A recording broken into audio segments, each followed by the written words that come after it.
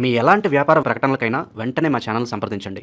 అందరికి నమస్కారం. నేను శిరీష. ఈరోజు మనతో పాటు ఉన్నారు ప్రముఖ ఆధ్యాత్మికవేత్త, జ్యోతిష్య పండితులు రవిశంకర్ శర్మ గారు. గురుగారితో మాట్లాడదాం. గురుగారు నమస్కారం. నమస్తే అండి. గురుగారు, జనవరి మాసం ప్రారంభం అయిపోయింది. సో ముఖ్యంగా కన్యా రాశి వారికి ఎలా ఉండబోతుంది అంటారు? ఎలాంటి జాగ్రత్తలు తీసుకోవచ్చు అంటారు? కన్యా రాశి వారికి ఈ యొక్క నెల సానుకూలంగానే ఉంటుంది. కంపారిటివ్లీ వాళ్ళు చేయాలనుకున్నటువంటి పనిలో కొంచెం నిబద్ధతతో విజయాన్ని సాధించడానికి ఎక్కువగా తాపత్రయం అనేది ఉంటుంది అన్నమాట. ఈ రాశిలో ఉండేటువంటి వారికి మెయిన్గా వచ్చేటప్పటికి ఆరోగ్యపరంగా కూడా అనుకూలత కోసం ఎక్కువగా తాపత్రయం అనేది ఎక్కువగా ఉంటుంది. కాకపోతే ఆరోగ్యపరంగా కొన్ని సమస్యలు ఉన్నప్పటికీ కూడా వాటి నుంచి బయటికి రావడానికి ఈ యొక్క నెల అనేది చాలా ఉపయోగపడుతుంది. ఈ నెలలో మెయిన్గా వచ్చేటప్పటికి ఈ రాశిలో ఉండేటువంటి వారికి ఫస్ట్ హాఫ్ అంటే మొత్తం 15వ తారీఖు వరకు మనం చూసుకుంటాం. ఎందుకంటే జనవరి అనేది చాలా ఫ్లరిషింగ్ మంత్ అన్నమాట. ఎందుకంటే ఈ యొక్క 2026లో మొదటి నెల. ఈ నెలలో ఈ రాశిలో ఉండేటువంటి వారు మెయిన్గా వచ్చేటప్పటికి ఉద్యోగపరంగా వ్యాపార పరంగా సానుకూలమైనటువంటి ఫలితాలు పొందగలుగుతారు. దీనికి ముఖ్య కారణం వచ్చేటప్పటికి ఈ రాశిలో ఉండేటువంటి వారికి రాహు యొక్క స్థితి పూర్తిగా అనుకూలమైనటువంటి స్థానంలో ఉన్నాడు. ఇది కొంచెం ప్రశాంతతను కూడా ఇవ్వగలుగుతుంది రాశిలో ఉండేటువంటి వారికి. కానీ ఈ రాశిలో ఉండేటువంటి వారు సెల్ఫ్ డ్రైవింగ్ విషయంలో ఎక్కువగా దూర ప్రాంత ప్రయాణం చేసేటువంటి వారు కొంచెం జాగ్రత్తలు అనేవి తీసుకోవాలి. మెయిన్గా వచ్చేటప్పటికి ఫస్ట్ 15 days వరకు కొంచెం జాగ్రత్తగా ఉండాలి. 15 తర్వాత సెల్ఫ్ డ్రైవింగ్లో కూడా కొంచెం అనుకూలంగా ఉంటుంది. అనవసరమైనటువంటి కోర్టు వ్యవహార సంబంధితమైన విషయాలు ఏవైతే ఉంటాయో, అనవసరమైనటువంటి పంచాయతీలు ఏవైతే ఉంటాయో వాటికి కొంచెం దూరంగా ఉండటం కూడా మంచిదన్నమాట. ఇప్పుడు మనతో కొంతమంది వచ్చేసేపటికి ఏదో సలహా ఇమ్మని చెప్పి 12కి వస్తారు. వాళ్ళ మనసులో ఏదో పెట్టుకొని ఏదో ఒక విషయం పెట్టుకొని మనకు ఓపెన్గా మన ఫ్రెండ్ కదా అని చెప్పి మనం సలహా చెప్తాం. కానీ ఆ సలహా అనేది మళ్ళీ వీళ్ళు తీసుకెళ్ళి మన పేరు వాడు సలహా ఇచ్చాడని చెప్పి చెప్పడం వల్ల ఏమవుతుందంటే నచ్చినటువంటి వారికి మన మీదకి రివర్స్ అయ్యేటువంటి పరిస్థితులు ఉంటాయి. అటువంటి కార్నర్స్లోకి వెళ్ళకూడదు ఎప్పుడైనా సరే. ఈ యొక్క నెలలో ఆ విషయంలో చాలా జాగ్రత్తలు అనేవి తీసుకోవాలి. అనవసరమైనటువంటి ఉచిత సలహాలు అంటారు కదా, మనకేదో వాళ్ళు అడిగారని వీళ్ళు అడిగారని చెప్పేసి సలహాలు ఇస్తూ ఉంటాం. వాళ్ళ ఇంట్లో ప్రాబ్లమ్స్కి మనం చెప్తుంటాం. కానీ లేకపోతే ఆ యొక్క సలహాలు రివర్స్ అవడానికి మనకు జీవితంలో ప్రభావం చూపించడానికి గల కారకంగా ఉంటుంది. కాబట్టి ఆ విషయంలో జాగ్రత్తగా ఉండాలి.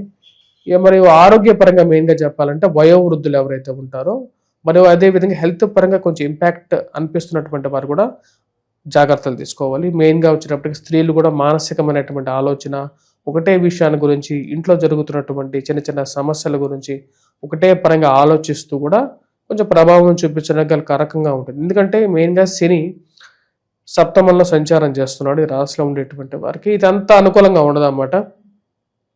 మెయిన్గా వచ్చేటప్పటికి హెల్త్ పరంగాను, ఆలోచనల పరంగాను, అదేవిధంగా వచ్చేటప్పటికి రిలేషన్షిప్స్ విషయంలోనూ జాగ్రత్తలు అనేవి తీసుకోవాలి. జీవితంలో కొత్త రిలేషన్షిప్స్ ఏర్పాటు చేసుకోవాలనుకున్నటువంటి వారు 1-2 సార్లు ఆలోచించి ముందుకు వెళ్ళడానికి నిర్ణయాలు అనేవి తీసుకోవడం మంచిది. గురుగారు, ముఖ్యంగా మరి విద్యార్థులకు ఎలా ఉంటుందంటారు ఈ మాసంలో? విద్యార్థులు విద్యా సంస్థల్లో పనిచేస్తున్నటువంటి వారు వీరు వచ్చేటప్పటికి కొంచెం స్తబ్దుగా ఉంటుంది. మెయిన్గా వచ్చేటప్పటికి నెల మొత్తంలో చూసినట్లయితే మనకు చతుర్థంలో అంటే కన్యా రాశికి చతుర్థ స్థానాల్లో వచ్చేటప్పటికి చతుర్గ్రహ కూటమి కూడా ఏర్పడింది. దీని యొక్క ప్రభావ రీత్యా వచ్చేటప్పటికి మరియు అదేవిధంగా గురువు యొక్క స్థితి కూడా రాజ్యస్థానాల్లో పూర్తి యోగాన్ని ఇవ్వట్లేదు. ఈ రాశిలో ఉండేటువంటి వారికి అనుకూలతను ఎక్కువగా ఇవ్వట్లేదు. దాని ప్రభావ రీత్యా వచ్చేటప్పటికి కొంచెం జాగ్రత్తలు అనేవి తీసుకోవాలి. మెయిన్గా వచ్చేటప్పటికి మ్యాథమెటిక్స్, యాప్టిట్యూడ్, రీజనింగ్, దాని తర్వాత ఇవి చదివేటువంటి వారు కొంచెం జాగ్రత్తలు తీసుకోవాలి. అంటే మ్యాథమెటిక్స్లో కొంచెం ఎక్కువగా కృషి చేయటం అనేది మెయిన్ ఇంపార్టెంట్ అన్నమాట. సో దాన్ని 1-2 సార్లు మళ్ళీ చదవటం, ఇలాంటి పనులు చేస్తూ ఉన్నట్లయితే కొంచెం అనుకూలత అనేది ఎక్కువగా ఉంటుంది. ముఖ్యంగా గురుగారు, ఉద్యోగ వ్యవస్థలో ఉన్న వారికి ఎలా ఉంటుందంటారు? ఏదైనా మార్చాలి, ఉద్యోగం మారుస్తాం అనుకునే వారికి ఈ మాసం అనుకూలంగా ఉందంటారు? ఈ మాసంలో జనవరి మంత్లో ఉద్యోగ పరంగా మార్పు చేర్పులు చేసుకునేటువంటి వారు 1-2 సార్లు ఆలోచించే మారాలి. ఎందుకంటే గ్రహస్థితి అంత అనుకూలంగా లేదు. కాబట్టి మీ స్వజాతక రీత్యా కొంచెం అనుకూలంగా ఉన్నట్లయితే మారండి. ఇంకో విషయం ఏంటంటే మీకు అవకాశాలు వచ్చినప్పటికీ కూడా వెళ్ళేటువంటి కంపెనీ గురించి 1-2 సార్లు ఎంక్వైరీ చేసుకొని అక్కడికి వెళ్తే ఏదైనా కొంచెం మనకు బెనిఫిట్ ఉంటుందా, లేకపోతే ఇంతకన్నా కూడా ఇంకా మళ్ళీ స్ట్రెస్ అవుతామా అనేటువంటి. ఎందుకంటే నెక్స్ట్ 1.5 year కూడా వచ్చేటప్పటికి శని సప్తమంలోనే ఉంటాడు వీడి రాశిలో ఉండేటువంటి వారికి. సో కాబట్టి ఇది మ్యారిటల్ లైఫ్లో ఇంపాక్ట్, అంటే వైవాహిక జీవితంలోని ఇంపాక్ట్, దాని తర్వాత స్ట్రెస్ఫుల్ లైఫ్ అనేది ఉంటుంది. స్ట్రెస్ అనేది ఎలా ఉంటుందంటే ఈ రోజు చాలా మందికి స్ట్రెస్ అనేది ఉంటుంది, బయటకు చెప్పుకోలేరు అన్నమాట. ఇంట్లో పని ఒత్తిడి, దాని తర్వాత బయట ఆఫీస్ ఒత్తిడి, దాని తర్వాత ట్రావెలింగ్ వర్క్ అంత ఈజీ కాదు యాక్చువల్గా బయటకు వచ్చి పని చేయటం. మెయిన్గా లేడీస్ కూడా వచ్చేటప్పటికి బయటకు వచ్చి పని చేయడం అంటే వాళ్ళకి ఇంకా ఎక్కువగా స్ట్రెస్ ఉంటుంది. ఇలాంటి స్ట్రెస్ ఉన్నప్పుడు వచ్చేటప్పటికి మనం ఇంకా స్ట్రెస్ఫుల్ అవ్వాలా, లేకుండా ఉంటే ఉన్నదాన్ని ఎంతవరకు మనం కంట్రోల్ చేసుకోవాలి అనేది ఒకటి రెండు సార్లు ఆలోచించుకొని మన పరిధి మనం తెలుసుకొని ముందుకు వెళ్ళటం మంచిది. గురుగారు, ముఖ్యంగా గత సంవత్సరం నుంచి ఎవరైతే వివాహం కోసం ప్రయత్నిస్తూ ఉంటారు కదా, వారికి వివాహ యోగం ఉందంటారా మరి? ఈ నెలలో వచ్చేటప్పటికి వివాహ సంబంధ ప్రయత్నాలు అనేది చేసుకోవచ్చు. సంబంధాలు అనేది రావటం, ఎంక్వైరీస్ అనేది జరగడం జరుగుతుంది, కానీ అంత అనుకూలంగా లేదు. ఎందుకంటే గ్రహస్థితి పూర్తిగా అనుకూలంగా లేదు. ఈ యొక్క 13వ తారీఖు నుండి కొంచెం మొబిలిటీ అనేది ఉంటుంది, అంటే వచ్చేటువంటి సంబంధాలు మాట అంతే జరగటానికి కూడా 13వ తారీఖు నుంచి కొంచెం అనుకూలంగా ఉంటుంది. ముఖ్యంగా గురుగారు, ఎవరికైతే సంతానం లేదో వారికి సంతాన యోగం ఉందంటారా కన్యారాశి వారికి? కన్యారాశి వారికి ఈ నెలలో కొంచెం సానుకూలత అనేది ఎక్కువగానే ఉంది. అంటే రేపు రాబోతున్నటువంటి 13వ తారీఖు తర్వాత శుక్రుడి యొక్క మార్పు అనేది ఉంది. అది పంచమంలోకి ఎప్పుడైతే శుక్రుడి యొక్క మార్పు ఉందో అది కొంచెం అనుకూలత అనేది ఇవ్వగలుగుతుంది. సంతాన ప్రయత్న విషయాల్లో సానుకూలతను అనేది పొందగలుగుతారు ఈ రాశిలో ఉండేటువంటి వారికి. ఈ రాశిలో ఉండేటువంటి వారికి మెయిన్గా చెప్పాలి అంటే కొన్ని విషయాల్లో జాగ్రత్తలు అనేవి తీసుకోవాలి.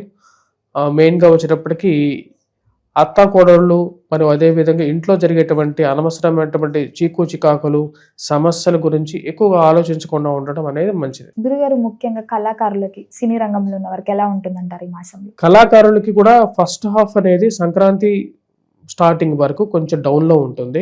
అంటే మొబిలిటీ పాయింట్ ఆఫ్ వ్యూలో కొన్ని అవకాశాలు పొందడానికి చేసేటువంటి ప్రయత్నాలు కానీ ఇవన్నీ కొంచెం డౌన్లో ఉంటాయి. 13వ తారీఖు నుంచి కొంచెం మొబిలిటీ పొందగలుగుతారు. అంటే ఫస్ట్ హాఫ్ అనేది ఆల్మోస్ట్ సంక్రాంతి పీరియడ్లోనే, జనవరి అంటేనే సంక్రాంతి మూమెంట్ కాబట్టి కొంచెం ఫాస్ట్గా జరిగేటువంటి నెలగానే చెప్పచ్చు. కానీ ఎప్పుడైతే వీరికి సంక్రాంతి మించుమించు 13, 14వ తారీఖు తర్వాత నుంచి రవి సంక్రమణం ఎప్పుడైతే జరుగుతుందో అప్పటి నుంచి కొంచెం అనుకూలంగా ఉంటుంది. ఫస్ట్ హాఫ్లో అనవసరమైనటువంటి అప్పుల గురించి తీసుకోవటం గురించి, మెయిన్గా వచ్చేటప్పటికి అప్పులు తీసుకోవటం గురించి కొంచెం కంట్రోల్గా ఉండాలి, ఖర్చు కంట్రోల్గా ఉండాలి. అనవసరమైనటువంటి అప్పుల జోలికి వెళ్ళద్దు. అనవసరమైన, ఎందుకంటే ఉన్నదానిలో ప్రశాంతంగా ఉండటం ఈ రోజుల్లో రాబోతున్నటువంటి 6 సంవత్సరాల్లో కూడా అనుకూలంగా ఉంటుంది. ఎందుకంటే బయట డబ్బుకి చాలా వాల్యూ ఉంది. మనం అనవసరమైనటువంటి దుబారా ఖర్చు పెట్టి అప్పులు పాలవకుండా ఉండడానికి ఎక్కువగా ప్రయత్నం చేయాలి. ఉన్నదానిలో ఉండటం అనేది శ్రేష్టంగా చెప్పచ్చు. గురుగారు, ముఖ్యంగా మరి రాజకీయ రంగంలో ఉన్న వారికి ఎలా ఉంటుందంటారు? రాజకీయంగా ఉండేటువంటి వారికి కూడా సొంత వాళ్ళ నుంచి ఎక్కువగా ఎదురుపోట్లు ఎక్కువ తగులుతూ ఉంటాయి. ఈ రాష్ట్రంలో ఉండేటువంటి వారికి ఎవరు ఎటువంటి వారో అర్థం కానటువంటి వ్యవహారంగా ఉంటుంది. మనం బయటికి చెప్పాలనుకున్నటువంటి విషయాలని కంట్రోల్గా చెప్పినప్పటికీ కూడా అది బయటికి లీక్ అవ్వటం, అది మళ్ళీ బ్యాడ్ ప్రాపగండాగా తయారవ్వటం, మళ్ళీ వాళ్ళు వచ్చి మనల్ని క్వశ్చన్లు అడగటం, ఇటువంటి సమస్యలు ఎక్కువగా జరుగుతుంటాయి. ఈ రాశిలో ఉండేటువంటి వారికి మెయిన్గా వచ్చేటప్పటికి ఈ యొక్క విషయంలో చాలా కంట్రోల్గా ఉండాలి. మెయిన్గా టంగ్ అంటే మాట్లాడేటువంటి విషయంలో కంట్రోల్గా ఉండటం అనేది ముఖ్యం.